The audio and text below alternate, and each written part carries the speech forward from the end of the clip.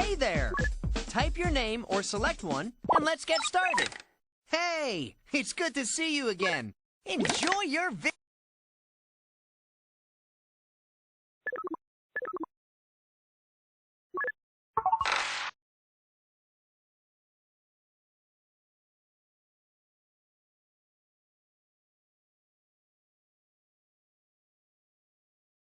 You know when figures are congruent.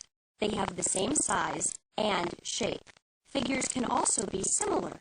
This means that they have the same shape, but not necessarily the same size. How can we compare sizes? One way is to compare the lengths of matching sides. If we use division to do this, the comparison is called a ratio.